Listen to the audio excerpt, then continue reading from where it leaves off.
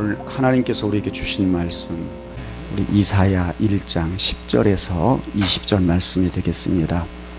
현대인어로 번역한 걸 가져왔는데요, 이해하기 쉽도록 오늘 스크린 보고 함께 읽도록 하겠습니다. 같이 읽을까요? 예루살렘아, 너희 관리와 백성들이 소돔과 고모라 사람들 같구나. 여호와께서 하시는 말씀을 들어라. 우리 하나님의 교훈에 귀를 기울여라. 너희 수많은 재물이 나에게 무슨 소용이 있느냐? 나는 너희가 숫 양이나 짐승의 기름으로 드리는 재물에 이제 실증이 났다. 나는 숫송아지나 어린 양이나 숫 양의 피를 기뻐하지 않는다. 누가 너희에게 그런 것을 가져오라고 하였느냐? 너희는 내 마당만 밟을 뿐이다. 너희는 무가치한 재물을 더 이상 가져오지 말아라. 너희가 분향하는 것도 나는 싫어졌다. 너희가 초하루와 안식일과 그 밖의 명절을 지키고 종교적인 모임을 가지면서도 악을 행하는 것을 내가 참아 볼 수 없구나. 너희가 지키는 초하루와 그 밖에 지정된 명절, 내가 싫어하는 것은 그것이 오히려 나에게 짐이 되어 내가 감당하기에도 지쳤기 때문이다. 너희가 하늘을 향해 손을 들어도 내가 보지 않을 것이며 너희가 아무리 많이 기도할지라도 내가 듣지 않을 것이다. 너희 손에는 죄 없이 죽은 사람들의 피가 잔뜩 묻어 있다. 너희는 자신을 씻어 깨끗이 하고 내 앞에서 너희 악을 버리고 죄된 생활을 청산하라. 선하게 사는 법을 배우고 정의를 추구하며 학대받는 자를 도와주고 고아를 보호하고 과부를 위해 변호하라. 여호와께서 말씀하신다. 오너라, 우리 허심탄회하게 이야기해보자. 너희 죄가 주홍 같을지라도 눈과 같이 희게 될 것이며 진홍같이 붉을지라도 양철처럼 될 것이다. 19. 너희가 기꺼이 순종하면 땅에 좋은 농산물을 먹을 것이지만 너희가 거역하고 불순종하면 칼날의 죽음을 당할 것이다. 이것은 나 여호와의 말이다. 아멘. 반갑습니다. 그동안에 여러분들이 좀 많이 더 늘어나신 것 같습니다. 오래전에 어떤 목사님께서 부흥회를 가셨대요. 근데 새벽 기도를 인도를 하는 중에, 부흥회 기간 중에 제일 앞에 앉아 계신 나이 드신 권사님이 말씀이 떨어질 때마다 얼마나 쩌렁쩌렁하게 아멘 아멘 하고, 또 끝나고 개인 기도를 하는데 얼마나 두 손을 높이 들고 기도를 열심히 하는지, 할 수만 있으면 저 권사님 보쌈에서라도 우리 교회로 데려가면 좋겠다. 예배 분위기와 영적 분위기를 저 한 사람이 이렇게 이끌 수 있다면 얼마나 좋을까. 너무나 시간 강사는 그 권사님을 보고 은혜를 받았대요. 그런데 한국말은 끝까지 들어야 돼요. 집회 마지막 날 개인 기도 끝나고 일어났는데 갑자기 예배당 밖에서 떠드는 소리가 나는 거예요. 시끄럽고 고함치는 소리가. 그러니까 강사 목사님이 나가서 보니까 동네 사람 어떤 아주머니가 손짓을 하면서 그 권사님에게 욕을 하고 소리치는 거예요. 네가 권사야? 내용을 자초지 들어보니까 그 텃밭에 고추, 가지, 호박 이런 걸 심어놨는데 새벽마다 왔다 갔다 기도 끝나고 갈 때마다 하나씩 따다가 아침 식사를 그걸 하신 거예요. 그분의 믿음은 다 하나님이 주셨으니, 이걸로 일용할 양식을 주셨으니 했을지 모르지만, 안 믿는 그분의 입장에서 보면 기가 막힌 노릇이에요. 여러분, 이야기를 들으면서 우리는 웃기 쉽고 웃어 넘기는데 그 권사님의 삶과 우리의 삶에 어떠한 차이가 있을지, 오늘 이사야 선지자를 통해서 우리에게 주신 하나님의 음성이 마음밭에 새겨지는 시간 되기를 원합니다. 하나님께서, 저는 어릴 때부터 이제 교회 생활을 했던 사람이니까 목사님들이나 장로님들이 기도할 때 전지전능하시고 무소부재하시고 이게 무슨 소린가 했어요. 무슨 소린가. 네, 하나님께서는 무소부재하시다. 안 계신 장소, 안 계신 곳이 없다. 예배당 안에만 계신 것이 아니라 고추를 따고 호박을 따는 그 남의 물건 훔치는 현장에서도 하나님은 계셨고 지켜보고 계셨다라는 사실이죠. 이런 하나님의 속성을 가리켜서 우리 신학에서는 하나님의 편재성이라는 말을 해요. 그러므로 참 신앙은 언제 어디서나 하나님 앞에서 사는 것처럼 일관성이 있어야 되는데 이게 참 쉽지가 않아요. 그래서 사업을 크게 하는 장로님들 중에도 이중장부를 쓰는 사람들 많이 있고요. 왜요? 세금 조금 내려고. 한국만큼 부정부패와 썩은 나라가 지구상에 얼마나 될까 싶을 만큼 너무너무 철저하게 썩어 있는데, 문제는 기독교인이 많은데도 그런 변화에 아무런 영향을 줄 수 없다는 거예요.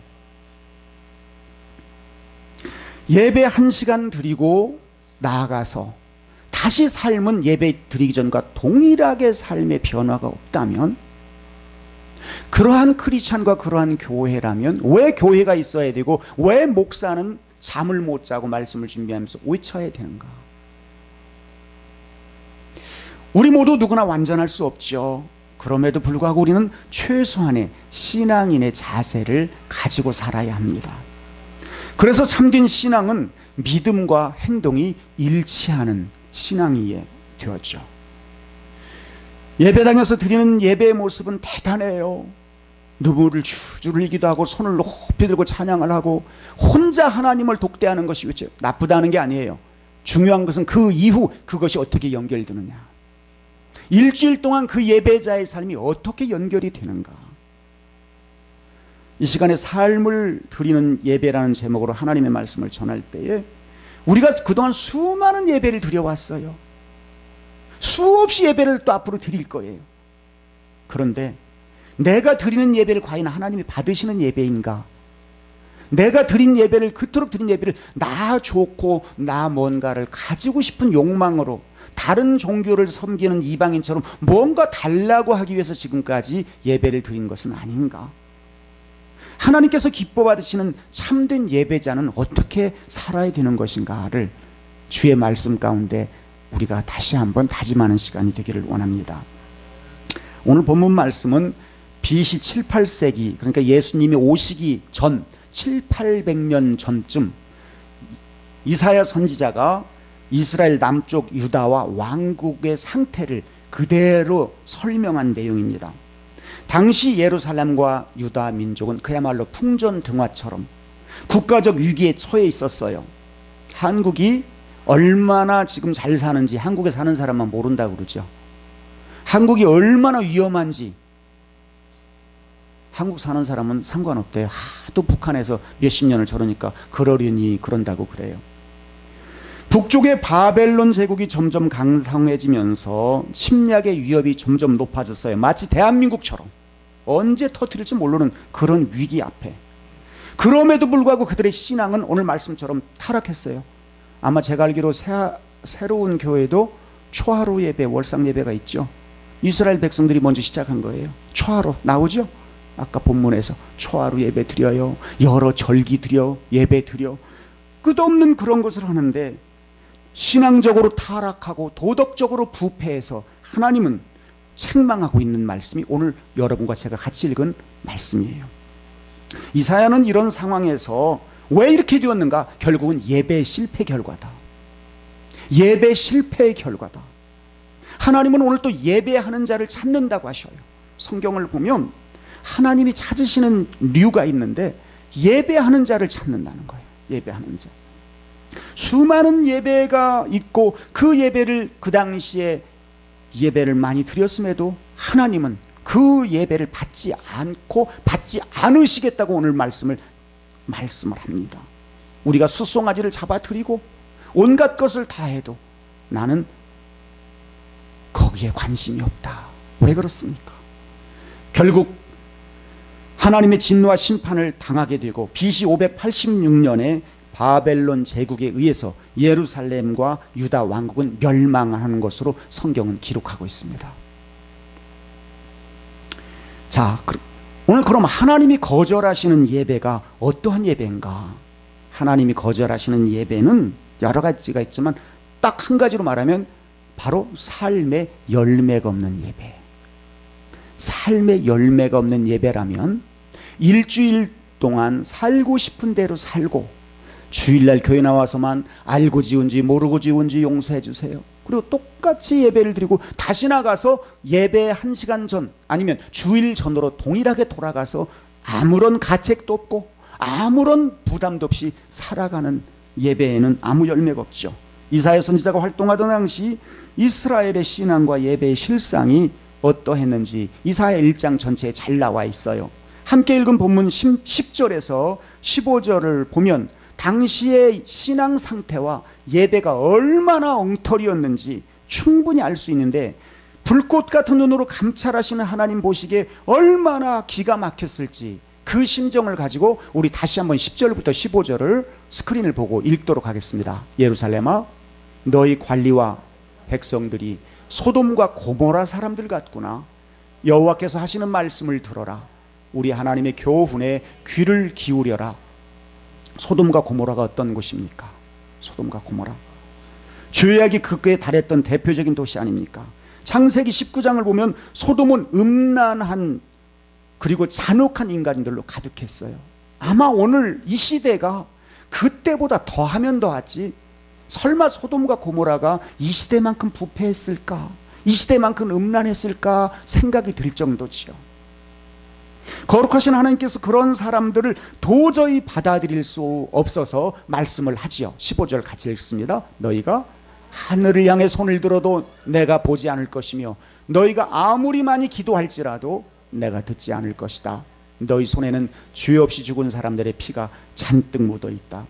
여기 손에 피가 가득하다는 것은 그들의 범죄가 얼마나 심각한지, 폭행, 살인, 부정, 부패, 거짓, 사기, 음란, 온갖 죄악들이 가득하다.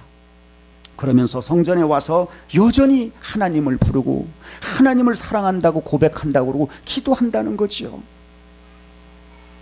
언젠가부터 한국교회가 찬양할 때 손을 들고 기도할 때 손을 들고 이미 이스라엘 백성들이 옛날 다 하던 일들을 거리낌 없이 해요. 좋아요.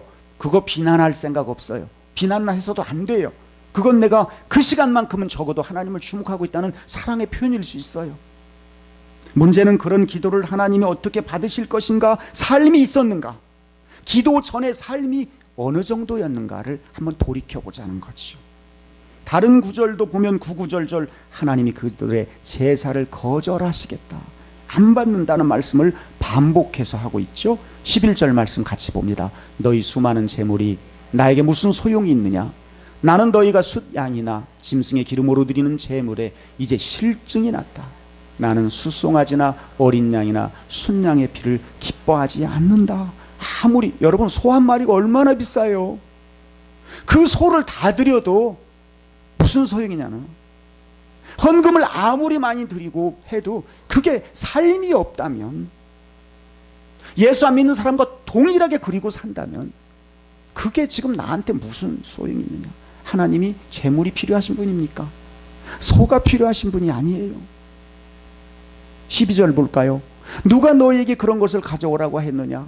너희는 내 마당만 밟을 뿐이다.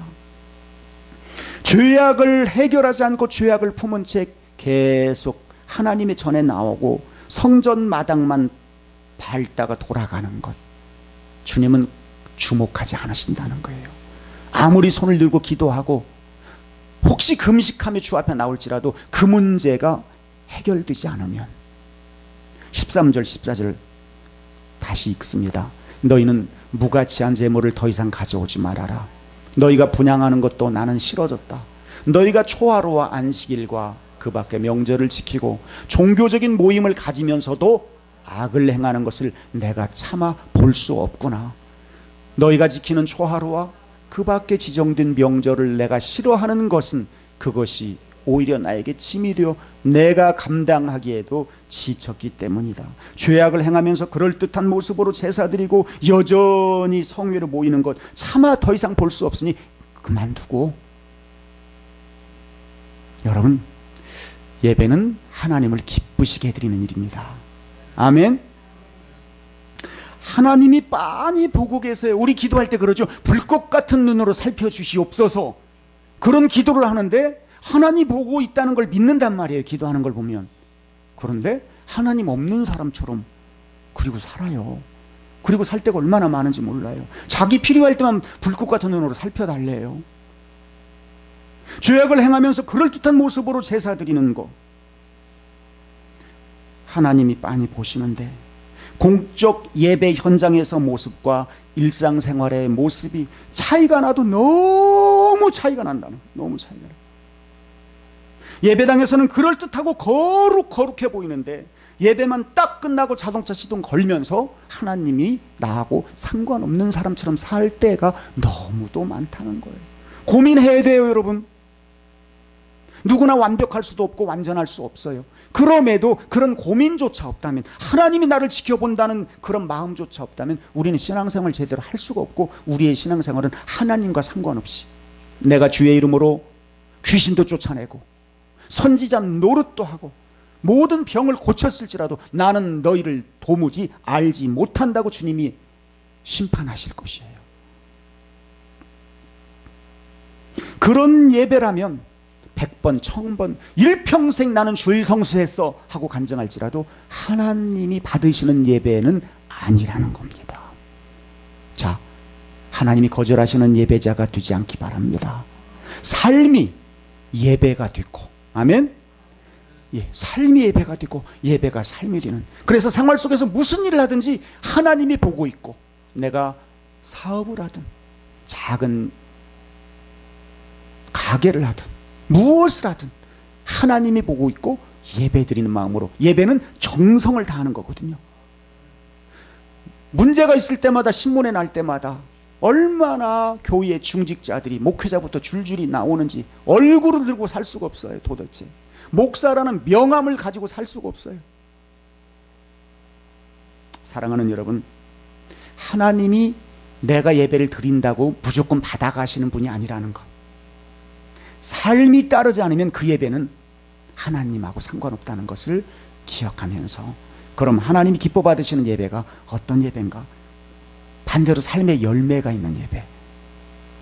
하나님께서 기뻐 받으시는 예배는 예배 순서나 어떤 예배 포맷이 중요한 것이 아니라 예배 가운데 정성을 다해서 드리는 예배와 더불어 삶 속에서도 그러한 하나님 앞에 늘 고백되어지는, 드려지는 그런 예배를 말합니다. 우리는 죄인이기에 누구나 죄를 지을 수밖에 없고 실수하고 자주 넘어집니다. 감사한 것은 우리를 지으신 하나님께서 우리의 체질을 너무 잘 아세요. 여러 가지로 부족하고 또 실수하고 또 범죄할 수 있지만 그럼에도 불구하고 회개하고 다음부터 잘하는 거예요. 다음번에 혹시 실수하고 또 잘못해서도 회개하고 주님 앞에 나오라는 거예요. 그리고 다음부터 회개, 돌이켜서 바꿔서 똑같은 죄를 짓지 말라는 겁니다. 진심으로 그렇게 하다 보면 우리의 모습이 조금씩 삶의 열매가 주님 앞에 드러날 것이에요. 그것을 성화라고 부릅니다. 하나님은 부족하지만 그러한 우리의 안타까운 모습으로 주님 앞에 한 발자국 한 발자국 더 가려고 하는, 마치 아기를 키우다 보면 한 발도 뛰다 말고 또 엎어지고 엥 울고 또 한 발, 그러다가 언젠가는 두 발, 세 발 뛰고 걷잖아요. 나중에는 뛰잖아요. 나중에는 까치발만 늙고도 얼마나 잘 가는지 몰라요. 바로 한 걸음부터 시작하는 거예요. 16절 17절 우리 같이 읽을까요? 너희는 자신을 씻어 깨끗이 하고 내 앞에서 너희 악을 버리고 죄된 생활을 청산하라.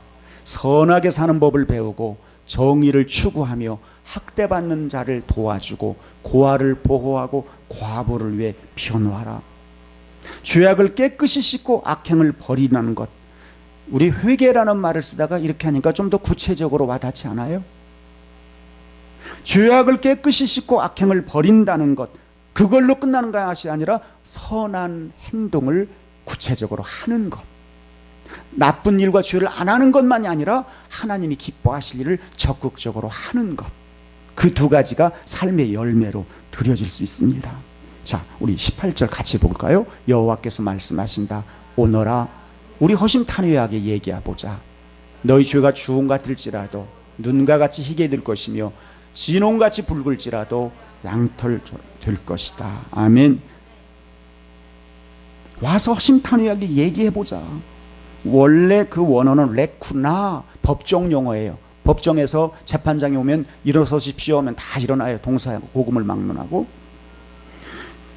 그리고 변론하자는 거예요. 허심탄회하게. 이게 다 법정 용어들이죠. 다시 말하면 너희들은 죄인이다.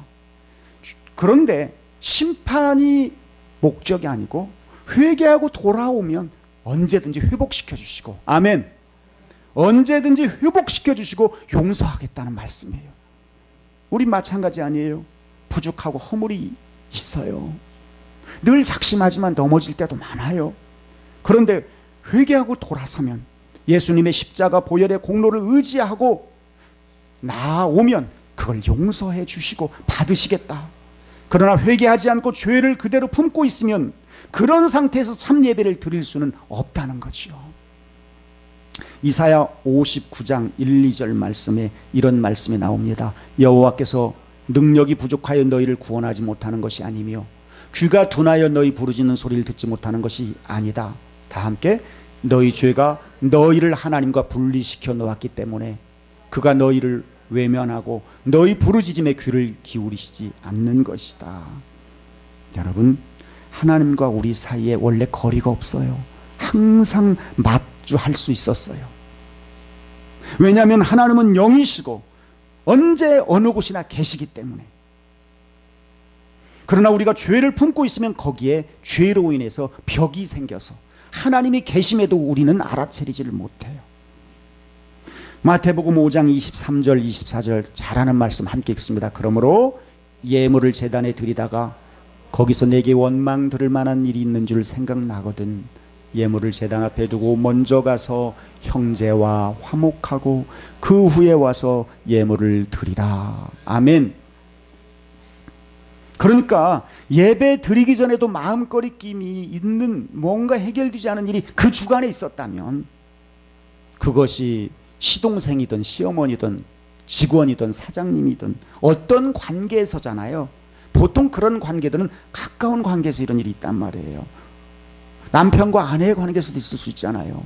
일주일 동안 말 않고 싸우고 났는데 또 주일날 와서는 아무렇지 않는 척 연기를 하지 말고요. 예배 드리기 전이라도 그야말로 최소한 카톡을 하든 전화를 하든 그 문제 풀어놓고 내가 잘못했어요. 먼저 그 문제 풀어놓아야 되는 거예요. 먼저. 예배드리기 전에 마음에 거리끼는 죄가 생각난다면 그 사람과 하나님 앞에, 여기서 우리가 오해하는 경우가 있어요. 나는 하나님 앞에 회개했어. 그리고는 그 사람 앞에는 여전히 원수 보듯이 악한 행동을 하는 사람이 의외로 많아요. 그런 소재를 가지고 만든 영화들이, 한국 영화들에게도 있잖아요. 하나님 앞에 나는 이미 용서받았어. 하나님이 용서해 주셨다고. 그런데 그 사람한테는 간단한 사과조차 해본 적이 없어요. 신앙을 복음이라는 성경에 근거하는 게 아니라 내 기분과 내 마음대로 한단 말이에요.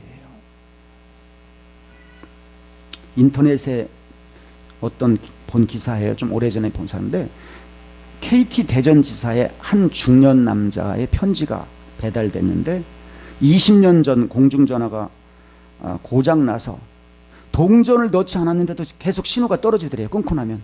그런 경험들이 있어요. 그래서 그날 여러 통화를 했대요. 웬 이게 복인가 해가지고. 자, 그런데 나이 들어서 예수를 믿게 되고 신앙생활하면서 계속 그게 걸리더라는 거예요.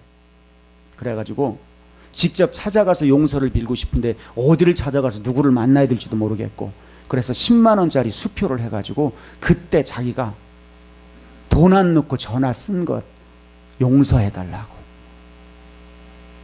그 회사 앞으로 보냈다는 거예요. 어떤 사람은 아이고 소심하기는 그렇게 웃어넘길지 모르지만 신앙인의 입장에서 보면 귀한 분 아닙니까? 남들은 아무렇지 않게 꺼림직하지 않은 일조차도 하나님이 보고 계셔서 내 마음이 꺼림직하고 안 편하면 그 일을 먼저 해결하는 것이 예배 드리기 전에 우리가 해야 할 일이고, 그것이 삶의 열매로 계속 연결되어 나갈 것입니다. 이런 작은 순종과 실천이 곧 하나님 말씀대로 순종하는 일이고 하나님을 기쁘시게 하는 일이에요. 자, 본문 19절 20절 우리 같이 보도록 하겠습니다. 너희가 기꺼이 순종하면 땅에 좋은 농산물을 먹을 것이지만 너희가 거역하고 불순종하면 칼날에 죽음을 당할 것이다. 이것은 나 여호와의 말이다. 아멘. 안타깝게 유다 백성은 결국 순종하지 않고 칼날에 완전히 죽음을 당하는 실패한 개인과 국가가 된 것입니다. 저는 한국에 나온 지가 1월 말에 나왔으니까요. 그리고 6개월 사역하고 다시 한 달 들어갔다 또 나왔는데 가끔 한국을 와서 집회하고 돌아가고 할 때는 그런 마음이 들었어요. 야, 한국의 국회의원들하고 교회만 잘 서면 한국은 어마어마한 나라가 되겠구나. 그 잠재력이 믿음의 눈으로 보여지더라고요. 허구한 날 국회에서 쌈박질만 하니까. 그런데 더 많이 왔다 갔다 하니까 국회의원들이야 원래 싸우는 게 전공이니까 그렇다 치고 그 싸움 못하면 국회의원 못 돼요. 교회만 바로 서면, 왜냐하면 국회의원들의 상당수가 또 집사 장로예요. 그러면 그분들이 선한 영향력을 끼치면 좋을 텐데 교회만 바로 서면 되겠구나. 아멘 좀 해요. 그런데 내가 목사니까 교인들만 바로 서면 되겠구나 할 수는 없잖아요. 목사만 바로 서면 되겠구나. 그러면 여러분은 나만 바로 서면 되겠구나. 다 함께 나만 바로 서면 되겠구나. 한국의 문제는 국회의원 문제가 아니고 나만 믿음으로 살고 삶의 거였으면 다 해결되는 거예요. 아멘. 네. 원래 역사의 변화는 작은 소수의 헌신된 사람들부터 시작된 거지 국회의원이나 무슨 대통령이 할 수 있는 일이 아니더라고요. 오늘 바로 작지만 여러분들이 하나님 마음에 합한 사람이 되어서 삶의 열매가 있으면 하나님이 다 들어주시겠다는 거 아니에요. 삶의 열매가 없으니까 지금 손을 들고 하고 별짓을 다 해도 하나님은 계속 관찰만 하고 기다리신다는 거예요. 안타깝게도. 자, 그러면 좀 더 구체적으로 오늘 우리가 드릴 예배에 대해서 좀 말씀을 잠깐 드리고 마칩니다. 이사야 선지자가 전하는 말씀대로 삶이 드려지는 예배를 드려야 하는데 그러기 위해서는 예배를 크게 두 가지로 볼 수 있죠. 주일 예배나 교회에서 공적으로 드리는 여러 예배가 있습니다. 아주 중요하죠. 이 예배, 공적인 예배를 무시하면서 나는 삶으로 드리는 열매만 있으면 돼 이러면서 교회 생활 자체를 거부하거나 부정하거나 예배를 소홀히 여기는 사람이 잘 되는 걸 난 본 적이 없어요. 목회하는 가운데 보면 신기해요. 정말 신기해요. 많은 사람이든 많지 않든요 꼭 자기들 자리가 있죠. 되게 그 앉는 순서로 앉아요. 제가 안수 집사님이 두 분이 뒤에 계시니까 제가 안심하고 말씀을 드릴게요. 제일 뒷자리 두 줄 정도는 통째로 남겨놓으세요. 어쩌다가 늦어서 자기 교회나 아니면 평생 망설이다가 왔는데 도저히 앞에 빈자리 찾아 나올 용기가 없어요. 그래서 그분은 외부인 손님들을 위한 특석으로 뒷자리를 깨끗하게 남겨놓으세요. 아멘 좀 해요. 무슨 일이 있어도 아무리 목사님의 말이 마음에 상처가 되고 힘들어도 예배의 자리, 예배의 기회를 포기하지 마세요. 그럴수록 앞으로 나오셔야 되지. 앞으로 갔다가 앞줄 앉은 사람이 셋째 줄, 다섯째 줄 그러다 다시 넷째 줄로 오면 괜찮은데 앞으로 안 나와요. 제가 꽤 오래 사역을 했잖아요. 연식이 제법 돼요 제가. 그런데 계속 뒤로 가요. 가다가 없으면 한 주 건너요. 그 다음에 한 달에 한 번 나와요. 아니 정말로 우리 교회에서 경험한 일들이에요. 사업이 안 될 때 주일 문 닫고 나오라고 그랬어요. 어차피 안 되니까. 근데 선택의 여지가 없잖아요. 식당하는 일식증하는 집사님인데. 그리고 주일날도 성경 공부를 제가 가르쳤어요. 새벽까지. 그런데 사업이 잘 되니까 주일날을 여는 건 아닌데 예배를 빠져요. 너무 힘들었다는 거예요. 예배를 빠지는 게 아니라 여행을 가요. 점점 그러더니 저 뒤로 가더니 안 나왔어요. 뒤로 가서는 이제 밖으로 나갈 합리적인 이유를 만들어요. 그 이유는 대개 목사한테 돌리죠. 목사님이 절해서, 목사님이 나를 이래서, 그래서 자기가 이 교회를 나올 수밖에 없다는 걸 친한 사람들에게 자꾸 얘기를 해요. 그리고 그 얘기를 듣고 또 끄떡끄떡해서 같이 나가는 사람들도 있어요. 아이고 주여. 그러니 목사들이 말도 못하고 병이 없는 목사가 없어요. 우 목사님 아픈 것은 아마 동네 사람 책임도 있어요.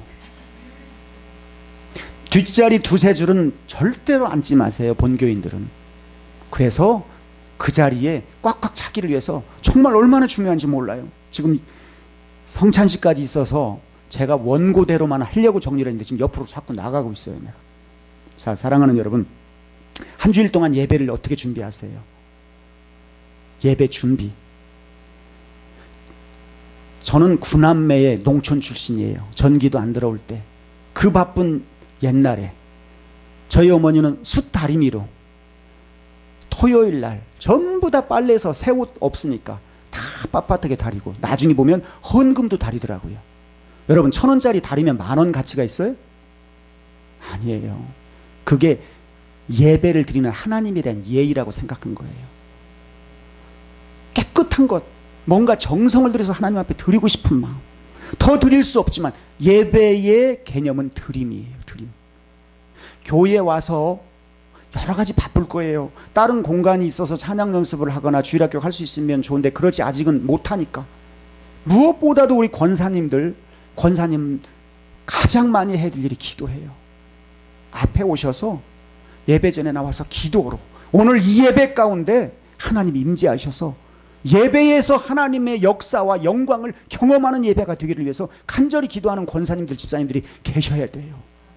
그 기도하는 모습을 보고 자란 애들이 뒤에 앉아서 기도해요. 어릴 때는 그냥 떠들고 놀지만, 아, 예배는 저렇게 드리는 거구나. 나중에 나온 사람들도 그거 보고 배우는 거예요. 그런데 그런 모습을 본 적이 없으면 왠지 괜히 어수선하게 왔다 갔다 하고 갯돈 얘기하고 어디 세일 얘기하고 그러는 교회들도 많아요. 중요한 공적 예배를 일주일 동안 준비하지 않으면 교회 와서도 싱숭생숭 와가지고 엉뚱한 생각만 하다가 돌아가기 쉬워요. 일주일 동안 예배를 위해서 기도하시고요.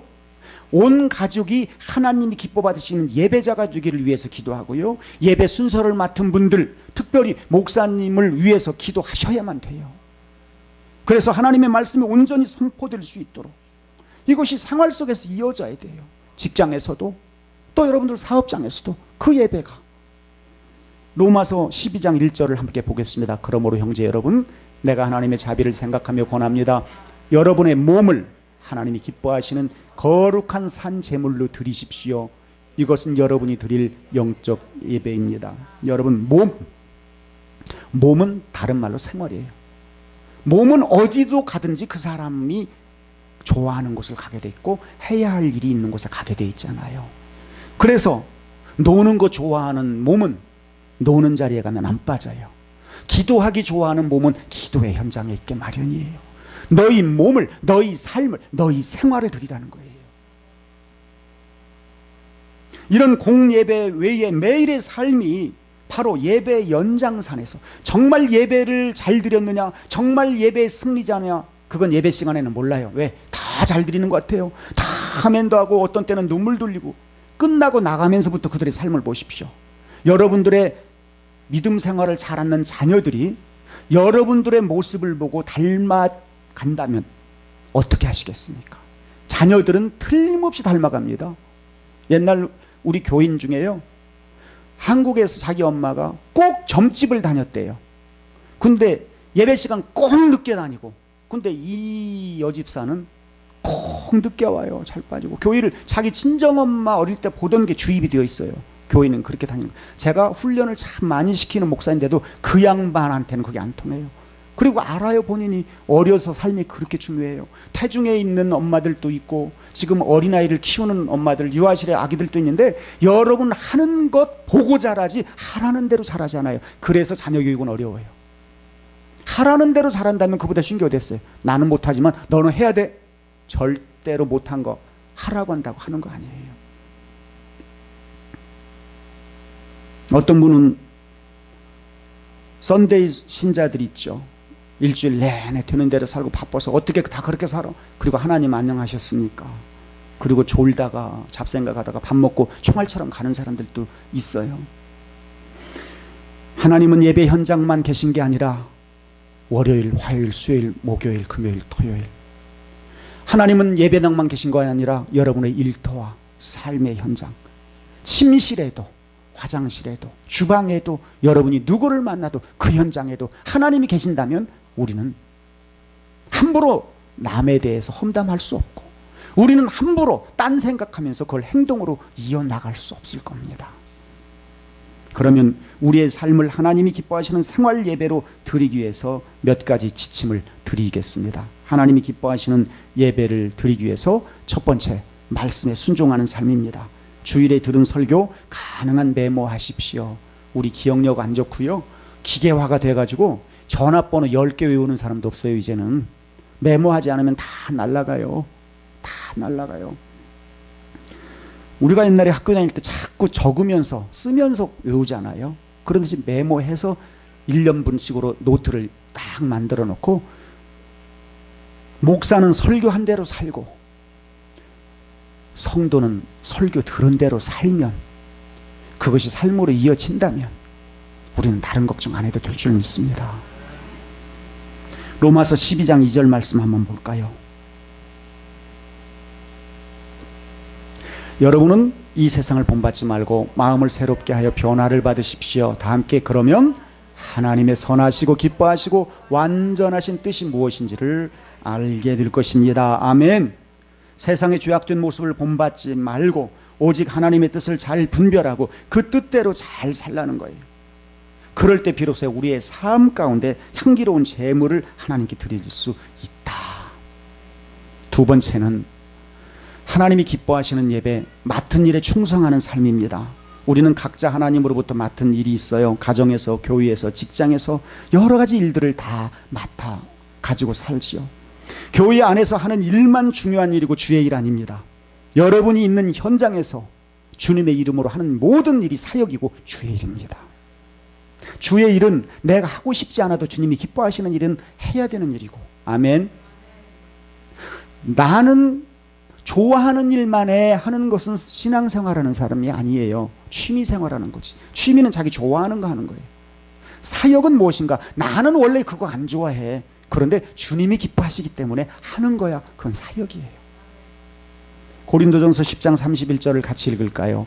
그러므로 여러분은 먹든지 마시든지 무엇을 하든지 모든 것을 하나님의 영광을 위하여 하십시오. 아멘. 마르틴 루터가 그런 얘기를 했어요. 우유를 짜는 사람도, 농장에서 이루는 우유를 짜는 사람도 하나님의 영광을 위하여 소의 젖을 짤 수 있다. 하나님, 이 우유를 마시는 사람마다 하나님을 사랑하는 사람이 되게 해주세요. 집에서 밥을 할 때도, 아기 젖을 줄 때도, 직장에서 제품을 만들 때도, 손님을 접대할 때도 하나님의 사람으로 살게 해주세요. 골로새 3장 22절로 23절 큰 소리를 듣습니다. 종들은 모든 일에 자기 주인에게 순종하십시오.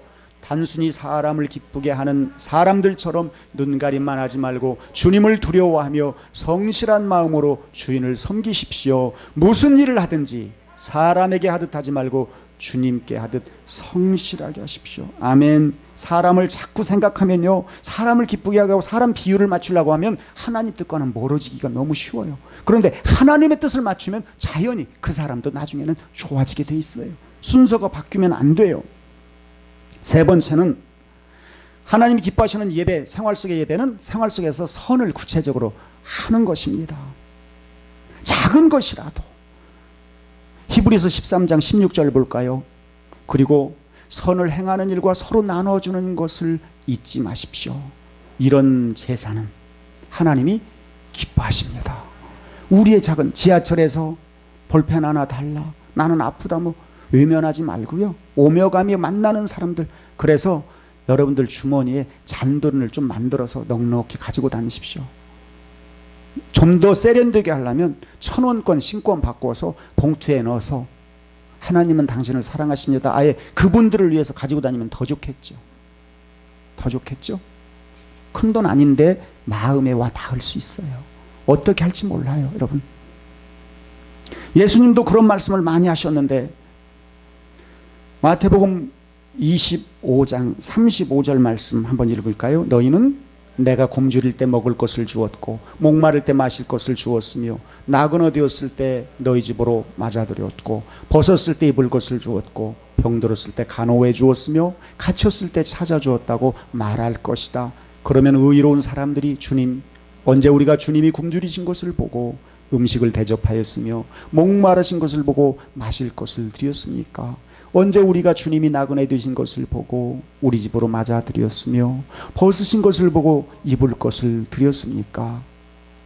또 언제 우리가 주님이 병드신 것을 보고 간호해 드렸으며 갇혔을 때 찾아갔습니까? 하고 말할 것이다. 그때 왕은 그들에게 내가 분명히 말하지만 너희가 이들 내 형제 중에 아주 보잘것없는 사람 하나에게 한 일이 바로 내게 한 일이다 하고 말할 것이다. 아멘. 어느 날 마더 테레사가 거리의 고아들을 도와주면서 목마른 아이에게 물 한 컵을 주고 봉사하는 것을 보고 사람들이 감탄을 했어요. 그때 마더 테레사는 나는 대단한 일을 한 게 아닙니다. 주님을 예배하는 그런 상황이었습니다. 물 하나 주는 것도 주님을 예배하는 것. 글쎄요, 오후에 시간이 되면 조금 더 말씀을 이어서 드리겠습니다. 저희 어머니 얘기를 좀 하려고 그랬는데 시간이 안 되니까 작은 것이라도 나누어지는 것, 복음을 증거하는 삶이 곧 하나님이 기뻐하시는 예배죠.